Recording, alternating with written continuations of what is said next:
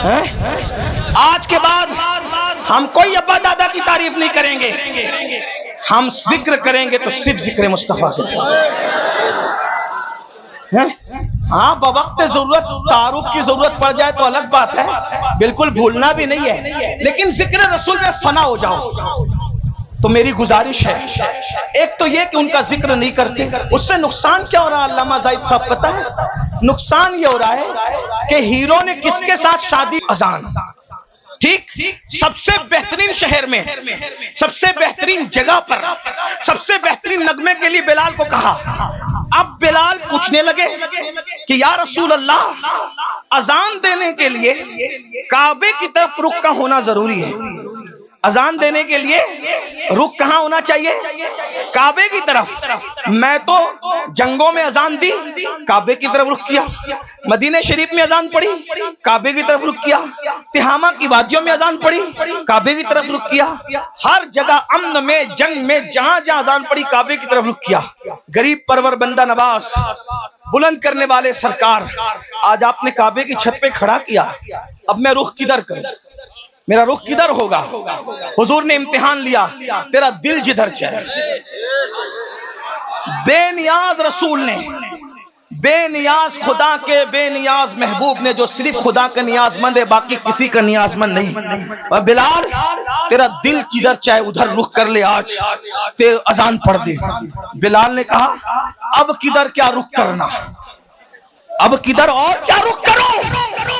इतनी तरक्की मिल गई है तो जिसके सदके में तरक्की मिली है, रुख तो उधर ही होगा,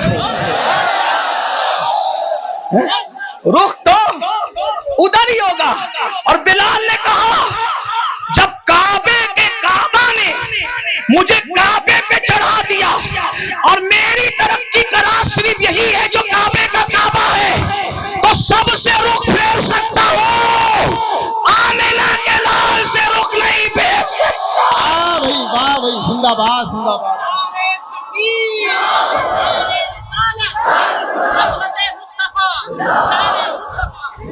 अब इसमें दो बातें सुन ले, उससे हुआ क्या?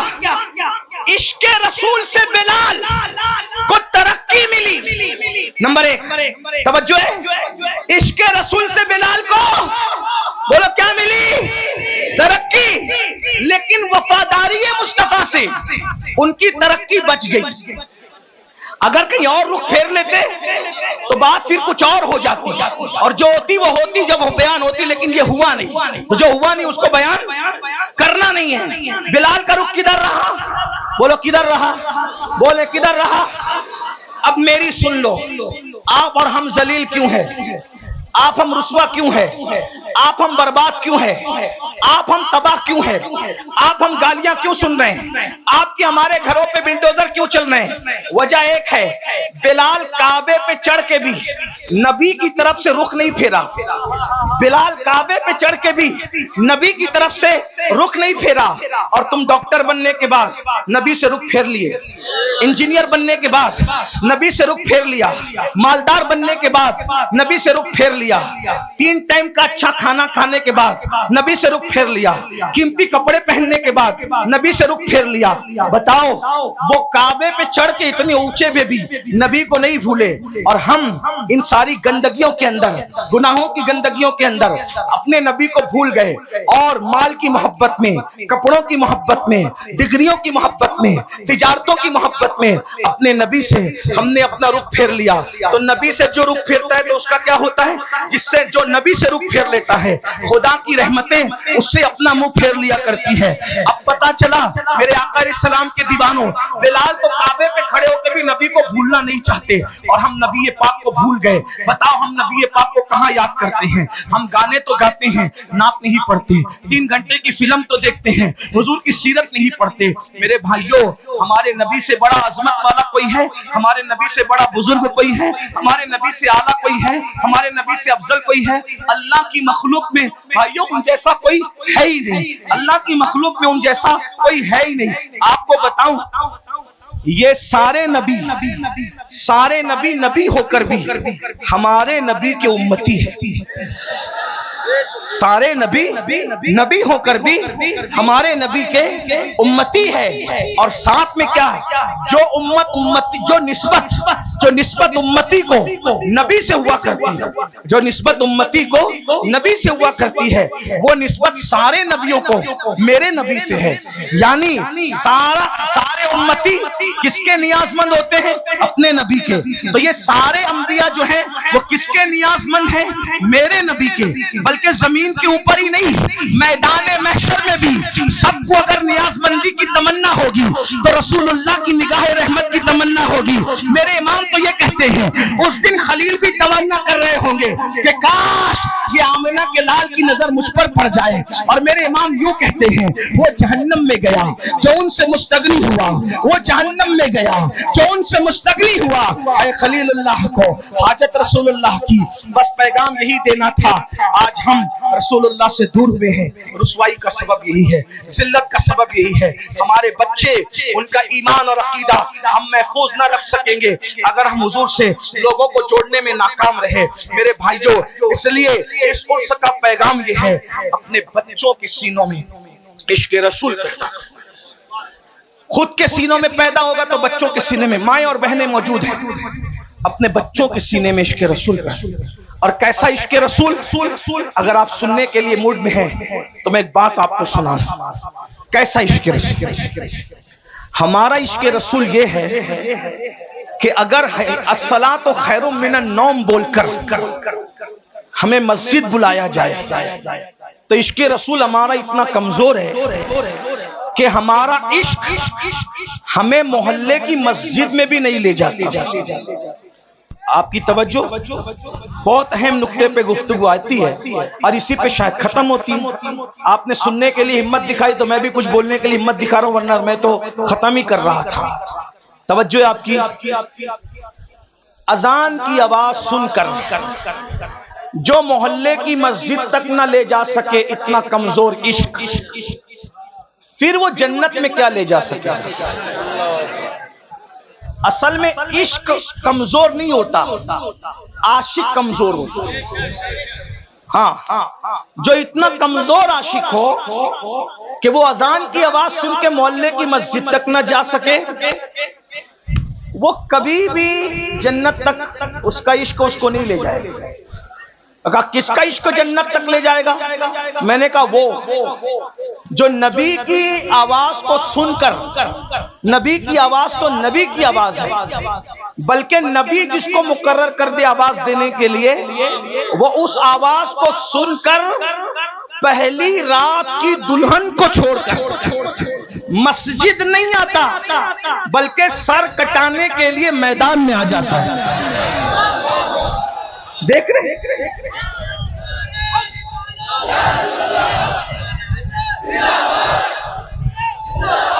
आज लोग इश्क के दुश्मन क्यों हैं? तवज्जो, लोग इश्क के दुश्मन क्यों हैं? जानते हैं जिस दिन तुम आशिक बनोगे कोई टिक नहीं सकेगा, क्योंकि उकाब के बराबर में चिड़िए और कौवे उड़ ही नहीं सकते। औकात के बराबर में, औकात देखा है, शाहीन, बाज, औकात के बराबर में चिड़िया और कौवे उड़ ही नहीं सकते क्योंकि वो बहुत ऊंचा उड़ता है। तो लोग चाहते हैं कि औकात न बनने पाए, इसीलिए लोग इश्क के दुश्मन है। हर फिल्म का उन्वान इश्क, हर सीरियल का उन्वान इश्क, हर गाने का उन्वान इश्क। आपसे पूछता हूं, ये इश्क नहीं है, ये इश्क से हटाने का एक जाल है। जैसे अगर आपने कभी मछली का शिकार किया हो या चूहे को मारने के लिए पिंजरा रखा हो, तो मछेरे क्या करते हैं? हमारे यहाँ उसको सिद्दूड़ कहते हैं। सिद्दूड़, आप क्या क्या कहते नहीं पता। एक छोटा सा है नहीं, एक कीड़ा होता है, बहुत बारीक सा पतला सा कीड़ा होता है? केसा, केसा कहते हैं हमारे, उनको सिदूड़ कहते हैं। वो मछली को बहुत पसंद है, तो क्या करते हैं पता है? मछली को पसंद है तो वो सिदूड़ लगाकर, केसा लगाकर कि हम तुझे खिला रहे हैं, मगर वो खिलाते नहीं है, उसके पीछे एक नोकीला वो होता है? हाँ, वो आता है चारा खाने, मछलियां आती है चारा खाने, लेकिन उसके हलक में वो कांटा फंसता है और मछली से हमेशा के लिए दरिया छूट जाता है। यही है ना, बहुत कीमती बात है। जाय करना है, आप जाय करो टांडा वालों, आपकी मर्जी है। हम जैसे फकीर बहुत दिनों तक आपको इस तरह जगा न सकेंगे, इसलिए कि जिंदगी का भरोसा क्या है, कौन रहे कितने दिन। लेकिन याद रखना, हम रहे न रहे, हमारी ये सदाए बाज़गश्त तुम्हें कयामत तक बेचैन और मुस्तरिब करती रहेगी। तो तरीका क्या है? वो घेसा लगा करके कांटा चुबाया जाता है और हमेशा के लिए मछली से दरिया छुड़वा दिया जाता है। और बताओ, जब मछली दरिया से दूर हो जाती है, वो तो आई थी खाने के लिए, क्या जिंदा रह पाती है? क्या इज्जत से रह पाती है? अरे जब तक दरिया में थी, दरिया की रानी थी मछली। जब तक दरिया में थी, दरिया की रानी थी, दरिया उसकी मिल्कियत थी, वो दरिया काजिम सरमाया थी, उसका कोई कुछ बिगाड़ नहीं सकता था। लेकिन वो बुरा और घिसे का उसके लालच में आई, कांटा चुबा, अब तड़प रही है। पहला काम, दरिया छूटने पर तड़प रही है। दूसरा काम, मर गई है। तीसरा काम, बाजार में बेची गई है। चौथा काम, जलील उसको खरीद रहे हैं। तवज्जो करें, मछली ने एक काम किया, दरिया छूटा, किसकी लालच में? घीसे की लालच में दरिया छूटा, मरी, जलीलों के रुस्वाओं के हाथों बिकी, बिकने के बाद छुरे से कटी, कटने के बाद टुकड़े टुकड़े हुई, टुकड़े टुकड़े होने के बाद जली, जलने के बाद हर नापाक और पाक के मुंह में आई और दांतों तले पिसी और पिसने के बाद पेट में गई। अब मेरी ज़बान अदब खामोश है, लेकिन कहूंगा जरूर, अगर समझ सको तो।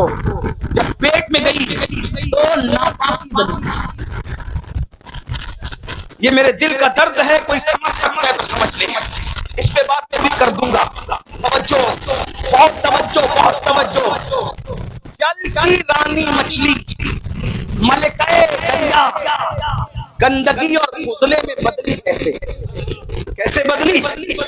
उसके बुरे दिन कैसे है अच्छे दिन की बजाय? तवज्जो, अच्छे दिन की बजाय मछली के बुरे। कहां तो वो दरिया की रानी थी, कोई उसको कुछ कर नहीं सकता था। बोलो, काम किसने बिगाड़ा?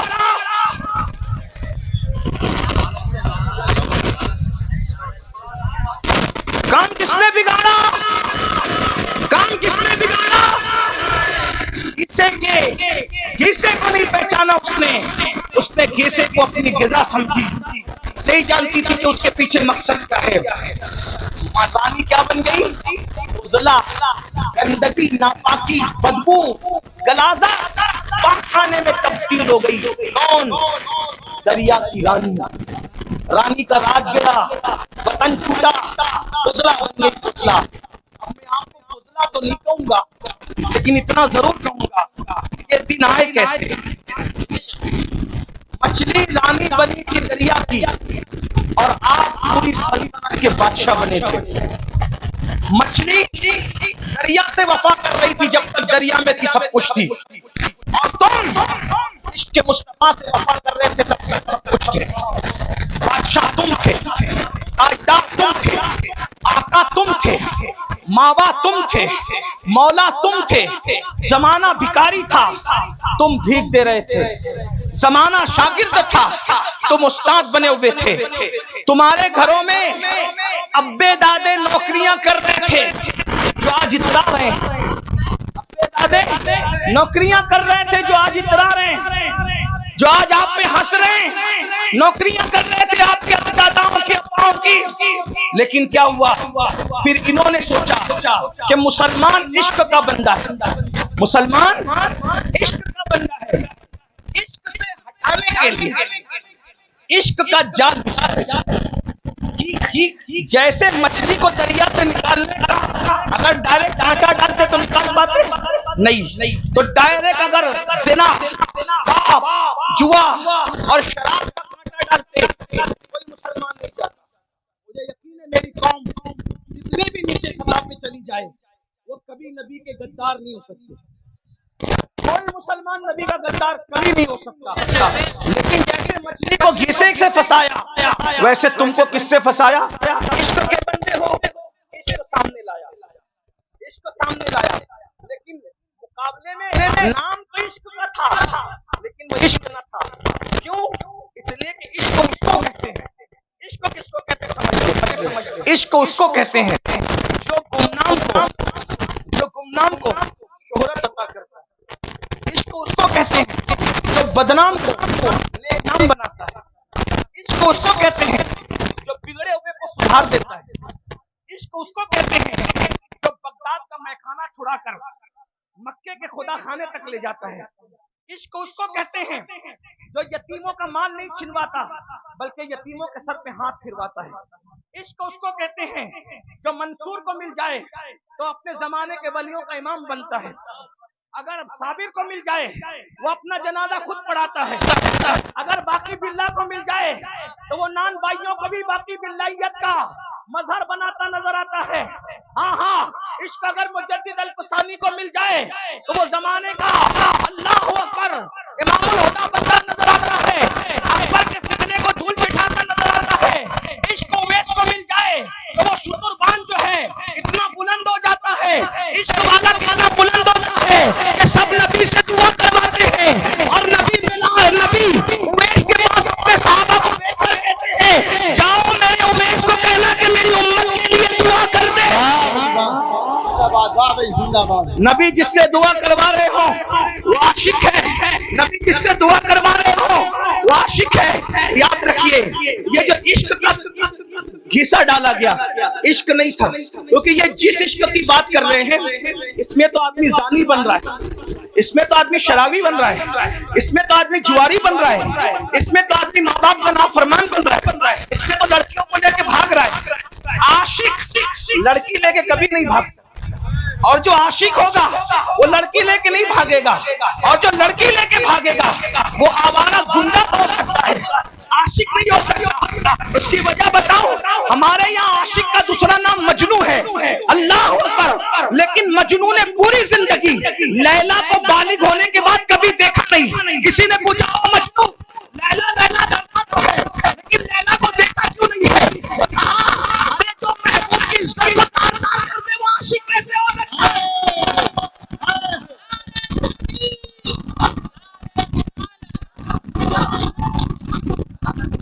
मैं तो नजर के डर से देखी न आंख भर है, मैं तो नजर, तो ये इश्क के नाम पे गुंडागर्दी फैलाई जा रही है, इश्क के नाम पे ज़िना फैलाया जा रहा है, इश्क के नाम पे दहशतगर्दी फैलाई जा रही है, इश्क के नाम पे चोरी, डकैती, गाली, माँ बाप की नाफरमानी, लड़कियों की आबरू पे हमला। मैं हिंदुस्तान में अपने शरीफ लीडरों से गुजारिश करना चाहता हूं कि आप कहते हो बेटी बचाओ बेटी पढ़ाओ, मैंने कहा जिस दिन पिक्चर के हीरो फिल्म में लड़कियां लेकर के भागना बंद कर देंगे, उस दिन कभी भी किसी की बेटी का रेप और वो भी गैंग रेप कभी नहीं हो सकता, क्योंकि रेप हमारे लड़के, मैं सिर्फ मुसलमानों को नहीं कर रहा हूँ, हिंदू मेरे भाई जो हमारे मुल्क की जो वो अक्सरियत है वो भी इस एतबार से हमारे हैं कि वो बिरादरान वतन है। हमें जहाँ अपने बच्चों का ख्याल है हमें उनका भी ख्याल है। क्यों?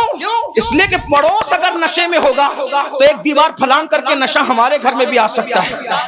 ठीक है, इसलिए हम भारत को नशा मुक्त भी करना चाहते हैं और भारत को ज़िना मुक्त भी करना चाहते हैं, और नशा मुक्त और ज़िना मुक्त करने के लिए पिक्चर में जो ज़िना दिखाया जा रहा है उसका खात्मा किया जाए।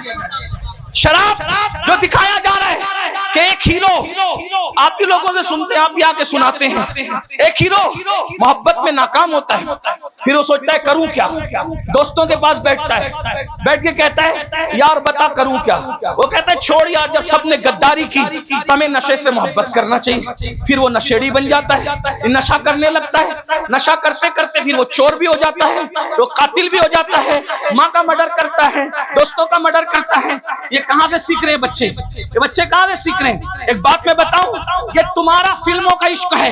अब जरा तवज्जो से सुन ले, ये तुम्हारा फिल्मों का इश्क है जो अच्छे बच्चों को नशेड़ी बना रहा है। मैं अपने बच्चों से कहता हूं, ओ मेरी कौम के भोले भाले बच्चों, तुम इश्क उससे करते ही क्यों हो जो गद्दारी करे? इश्क उससे करते ही क्यों हो जो गद्दारी करे?